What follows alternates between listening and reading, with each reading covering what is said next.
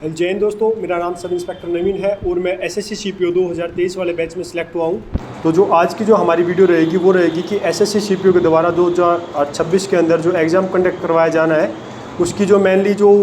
Exam की preparation के लिए जो स्ट्रैटेजी होती है उससे संबंधित आज की हमारी वीडियो रहेगी। तो इसके अंदर हम जो मेनली चीज़ें कवर करेंगे वो करेंगे कि जो अब की बार एसएससी ने जो नया पैटर्न अपनाया है कि हर एक सेक्शन का जो इंडिविजुअल टाइम जो उन्होंने सेट कर दिया है कि जैसे कि मैथ सेक्शन है, वो पहले तो बच्चे क्या करते थे 2 घंटे के पेपर में क्या करना होता था, उनको 1 या 1.5 घंटे टाइम लगा देते थे और बाकी जैसे जीएस के अंदर 5 मिनट में उसको वो कंप्लीट कर लेते थे। लेकिन अब की बार एसएससी के अंदर नया बदलाव हो गया है कि अब की बार जो मैथ्स का सेक्शन है वो मान लो जैसे कि 50 क्वेश्चन है वो उनको 30 मिनट में ही करने हैं और सेम इंग्लिश के जैसे 50 क्वेश्चन उनको 30 मिनट में करने हैं और जीएस को उसको 30 मिनट का टाइम मिलेगा। तो इसी के बारे में हम मेनली इस पर फोकस करेंगे कि इस टाइप की जो एसएससी स्ट्रैटेजी अपनाई है इसको हम कैसे टैकल कर सकते हैं और जितनी भी जो इस प्रिपरेशन के दौरान जो कौन सी मैंने जो बुक्स यूज की थी, किन से मैंने रिसोर्सेज से पढ़ाई करी थी, कौन सी क्लासेस ली थी, उन्हीं चीज़ों के बारे में आज आप सभी से बातचीत करूंगा और बताऊंगा कि कैसे आप आने वाले आपके मान लो अभी मई या जून के अंदर आपका नोटिफिकेशन आउट हो जाएगा 2026 वाले एग्ज़ाम का और अक्टूबर या नवंबर के आसपास आपका जो एग्ज़ाम है वो एसएससी के द्वारा कंडक्ट करवा लिया जाएगा। तो कैसे आप आने वाले 6 महीने के अंदर अपनी जो एक बेहतरीन स्ट्रैटेजी अपना के और प्रीवियस ईयर क्वेश्चंस लगा के मॉक टेस्ट लगा के और एक बेहतरीन स्कोर इसमें एसएससी में करके आप एक अच्छी अपनी जो सीएपीएफ के अंदर या फिर दिल्ली पुलिस के अंदर एक एज ए सब इंस्पेक्टर अपनी पोस्ट को सिक्योर कर सकते हैं। तो चलिए शुरुआत करते हैं और बात करते हैं अपनी इस वीडियो के अंदर कि कैसे आप अपनी जो इसकी एसएससी सीपीएफ स्ट्रैटेजी को अपनाकर अपना जो स्कोर है उसको इम्प्रूव कर सकते हैं।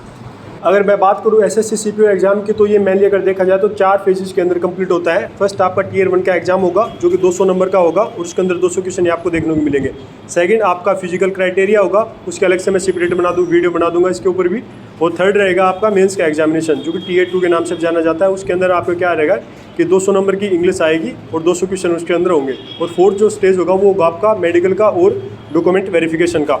तो मेनली अगर देखा जाए इन चारों फेजेस के बिहाफ के ऊपर जो आपकी मेरिट बनेगी और आपका अगर अच्छे से स्कोर कर पाते हो इस चारों फेजेस के अंदर तो आप मेरिट के अंदर ले लिए जाओगे। तो अगर मैं बात करूँ टियर 1 एग्जामिनेशन की जो कि इस एग्ज़ाम के अंदर बहुत ही अहम भूमिका रखता है, तो उसके अंदर अगर मेनली देखा जाए तो जो इंग्लिश है, इंग्लिश भी इसके अंदर बहुत मेन रोल रखती है क्योंकि इंग्लिश जो फर्स्ट पेपर है टियर 1 का उसके अंदर 50 नंबर की आएगी और जो मेंस रहेगा वो स्पेशल इंग्लिश का रहेगा जो कि मेनली 200 नंबर की वहाँ से वो होगी। तो ओवरऑल 400 नंबर में से 250 नंबर की इंग्लिश रहेगी। तो हमारा जो मेन फोकस रहेगा इस वीडियो के अंदर वो रहेगा कि किस प्रकार हम अपने इंग्लिश के जो स्कोर है उसको इम्प्रूव कर सकते हैं और जो रोज़मर्रा के अंदर हम जो मान लो कभी प्रैक्टिस सेट्स देते हैं या फिर मान लो कभी कोई एग्ज़ाम वगैरह देने जाते हैं तो जो सिली मिस्टेक्स होती हैं उनको किस प्रकार से अवॉइड कर सकते हैं और कैसे हमें अपने जो लिमिटेड टाइम होता है जैसे कि अब की बार एसएससी ने सेक्शनल टाइम दिया है उसके अंदर ही अपने जो पूरे पेपर उसको अटैम्प्ट कर सकते हैं। तो इसी के बारे में बातचीत करूँगा। तो इंग्लिश अगर देखा जाए तो मेनली तीन पार्ट्स के अंदर हम डिवाइड कर सकते हैं। फर्स्ट वोकैबुलरी, सेकंड ग्रामर और थर्ड कंप्रीहेंशन। अब मैं बात करूंगा कि किस प्रकार आप जो वोकैबुलरी है उसको इम्प्रूवमेंट कर सकते हैं। तो वोकैबुलरी के अंदर अगर देखा जाए तो अगर आपको कोई बुक वगैरह पढ़नी है तो उससे भी आप कर सकते हो या फिर मान लो कोई क्लासेस वगैरह लेनी है तो उससे कर सकते हो। लेकिन जब मैंने तैयारी करी थी तो मैंने पर्सनली जो ब्लैक बुक है उससे पढ़ाई करी थी और इसके साथ साथ में अगर कोई मान लो समुद्र मंथ की एक किताब आती है जो कि रानी मैम की है, अगर कोई वो बुक भी पढ़ रहा है तो वो बुक भी सही है। तो अगर आपको इसको पढ़ना है तो मेनली आपको पर डे कैसे टारगेट सेट करना पड़ेगा कि आप डेली के 50 तो ईडीएम फ्रेजेस कर सकते हैं, 50 वन वर्ड सब्स्टिट्यूशन कर सकते हैं और 50 एंटोनिम सिनोनिम कर सकते हैं। और जैसे अगले दिन मान लो आपको फिर से वोकैब पढ़नी है तो पहले जो आपने जो 150 वर्ड से करे हैं इनको रिविज़न करना है और उसके बाद में जो नेक्स्ट वर्ड है उनको पढ़ना है। तो मेनली अगर वोकैबुलरी का देखा जाए तो यही है, आप जितनी इसकी ज़्यादा प्रैक्टिस करोगे, अलग रिसोर्सेज से पढ़ोगे और बार बार जितना रिवीजन करोगे उतनी आप ये चीज़ें जो वर्ड पावर है वो स्ट्रॉन्ग होगी और आपकी जो मसल मेमोरी के अंदर ये सारी चीज़ें आ जाएंगी। अगर मैं सेकेंडली बात करूँ ग्रामर की तो जो ग्रामर वाला सेक्शन है उसके लिए आप मेनली एक नीतू सिंह की ग्रामर की बुक आती है, आप उसको पढ़ सकते हैं। उसके साथ साथ में एक फिल्म टू पैरामाउंट करके बुक आती है जिसको मैंने पर्सनली यूज किया है। उसके अंदर आप अपने इंग्लिश का ग्रामर का जो सेक्शन है उसको कवर कर सकते हैं और वहाँ से जितने भी आपके रूल रेगुलेशंस है ग्रामर के उनको वहाँ से याद कर सकते हैं। और उसके साथ साथ ही आपको क्या करना है कि जो प्रीवियस ईयर क्वेश्चंस है, मान लो जैसे टेक्स्ट बुक है, टेक्स्ट बुक के ऊपर भी एसएससी के अलग अलग प्रीवियस ईयर क्वेश्चंस दे रखे हैं तो आप उनकी प्रैक्टिस कर सकते हैं। साथ में आपको क्या करना है कि जो एक्टिव वॉइस एंड जो पैसिव वॉइस होती है और जो नरेशंस होते हैं उनके ऊपर मेनली फोकस करना है क्योंकि ज़्यादातर बच्चे क्या करते हैं कि इन्हीं के अंदर मेनली अगर देखा जाए तो टेंस की दिक्कत होती है। जैसे कि मान लो नरेशन है, नरेशन अंदर क्या करते हैं कि नरेशन के अंदर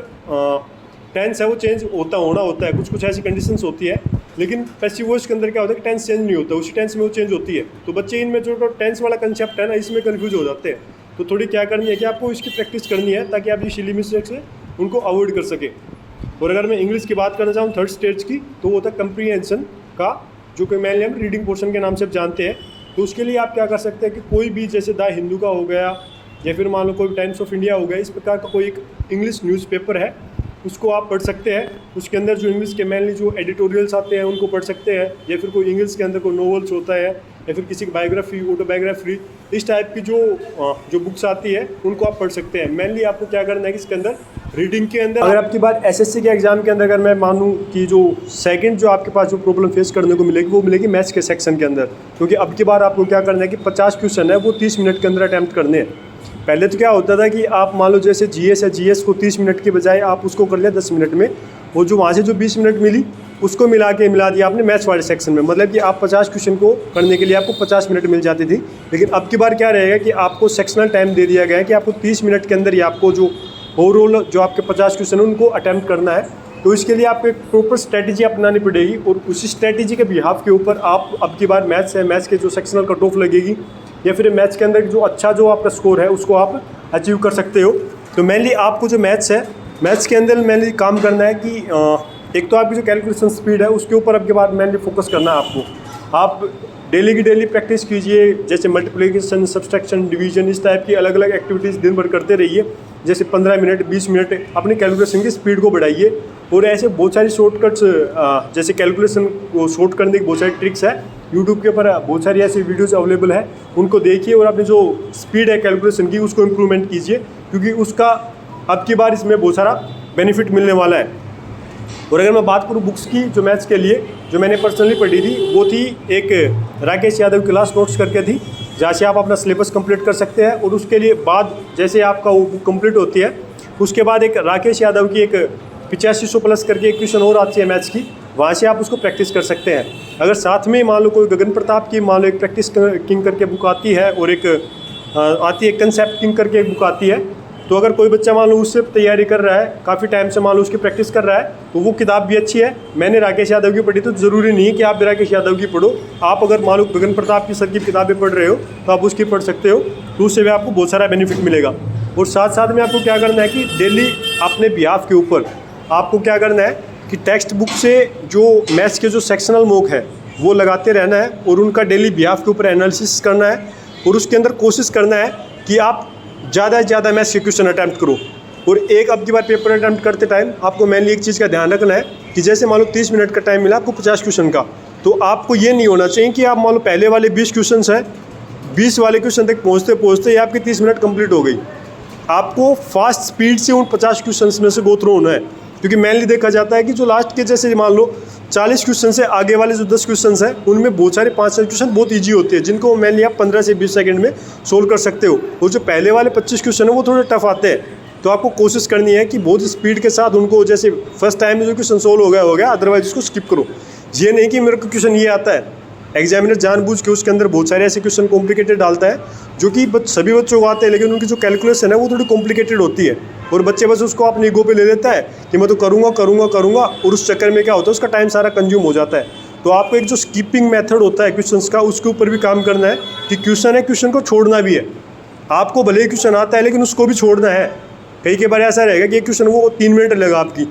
और आने वाले मान लो उसके बाद में 5 क्वेश्चन दे रखे हैं, वो सारे 2 मिनट में आपके सोल्व होने लग रही है। तो आप पहले वाले जो लेंथी क्वेश्चन को छोड़ दीजिए और पहले जो छोटे छोटे क्वेश्चन हैं उनको कीजिए। तो ऐसी स्ट्रेटेजी अपनाओगे मैथ्स के लिए आपके लिए अच्छा स्कोर रहेगा। और अगर थर्ड पोर्शन की बात हो रीजनिंग की, तो रीजनिंग के लिए कोई फिक्स बुक नहीं होती है, सभी का अपना अपना लेवल होता है। अगर मैं तो मानना चाहता हूँ कि कोई बच्चा ऐसे कि अगर थोड़ी बहुत तैयारी कर रहा है तो टेक्स्ट बुक पे नॉर्मली जाएगा, वहाँ से मुक लगाएगा। अगर वहाँ से उसको कोई प्रॉब्लम फेस हो रही है, कुछ ऐसा लग रहा है कि कुछ चीज़ें छूट रही है उसकी या फिर कुछ सोल्व नहीं हो रही, तो सिंपली यूट्यूब पे जाओ, कोई भी रैंडम वीडियो देखो और वहाँ से जाने के बाद अपने डाउट्स है वहाँ से क्लियर कर लो। मेनली मैं यही कहूँगा टेक्स्ट बुक के अपने बस रीजनिंग के मॉक्स लगाते रहो, प्रीवियस ईयर क्वेश्चन जो एसएससी के रीजनिंग के दिए हुए हैं उनको करते रहो। और अगर फोर्थ पार्ट है अपना इस एग्ज़ाम का, उसकी मैं बात करूँ कि जीएस की, जनरल स्टडीज़ की, जो कि एक बहुत ज़्यादा वास्ट सिलेबस है। इसके लिए मैं कोई ऐसे पर्टिकुलर बुक आपको बताऊंगा नहीं कि उसका आपको वो पढ़ना है, क्योंकि सबका अपना अपना अलग अलग लेवल होता है, अलग अलग जगह से वो पढ़ा हुआ होता है, तो सबकी जीके का जो लेवल होता है वो अलग अलग होता है। जैसे मेनली पहले के टाइम के अंदर क्या होता है कि जैसे लूसेंट की किताब उसको ज़्यादा प्रीफर करते थे, लेकिन आज के टाइम में मैं नहीं चाहता कि भाई कोई बच्चा लूसेंट को किताब को पढ़े, क्योंकि अगर आज के एग्जाम पैटर्न की अगर बातचीत देखा जाए तो आजकल वैसे क्वेश्चन नहीं आ रहे हैं लूसेंट में से, पता नहीं जिक्के आते हैं थोड़ी अजीब टाइप की आ रही है। तो उसके लिए एक लूसेंट का एक अपग्रेडेड एक वर्जन करके एक किताब है, मतलब वो लूसेंट की नहीं है लेकिन लूसेंट जैसी है, उसके अंदर बहुत सारी चीज़ें इंक्लूड कर रखी है। परमार की एक फैटमैन बुक आती है,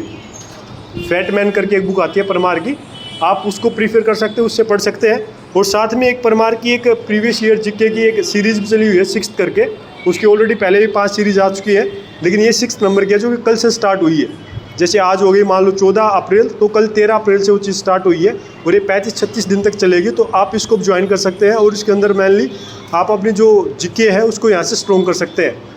तो बस जीके के अंदर यही रहेगी, बाकी जो जहाँ से पढ़ रहा है रिसोर्सेज न्यूज़पेपर वगैरह पढ़ रहा है या फिर मान लो जैसे कोई करंट वीडियो वगैरह देख रहा है यूट्यूब से, तो अपनी वो चीज़ करता रहे।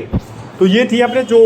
Tier 1 की स्ट्रैटेजी थी, उसके रिगार्डिंग मैंने वीडियो बनाई है। उसके अंदर जितने मेरे से हो सका उतना मैंने इसके अंदर कवर करने की कोशिश की है। लेकिन अगर अब भी मेरे से कुछ छूट गया है या फिर आपके मन के अंदर तो कोई डाउट रह गया है कि भाई आपने उस चीज़ के बारे में नहीं बताया, तो आप कमेंट सेक्शन के अंदर अपना कमेंट डाल के मेरे से डायरेक्टली पूछ सकते हैं। मैं विदिन जितना एज सुन एज पॉसिबल हो सके अगले मान लो 2 घंटे के 3 घंटे के अंदर आपका रिप्लाई दे दूंगा और कोशिश करूँगा कि आपकी प्रॉब्लम वहाँ से सोल्व हो जाए। तो आने वाले एग्ज़ाम के लिए मैं आप सभी को बेस्ट ऑफ लक कहना चाहूँगा कि अब की बार मान लो 2026 के अंदर नवंबर में अक्टूबर में जैसे सीपीओ का एग्ज़ाम होता है, तो आप भी उसको क्वालिफाई करें और अपने कंधे के ऊपर दोस्तार लेके आएँ।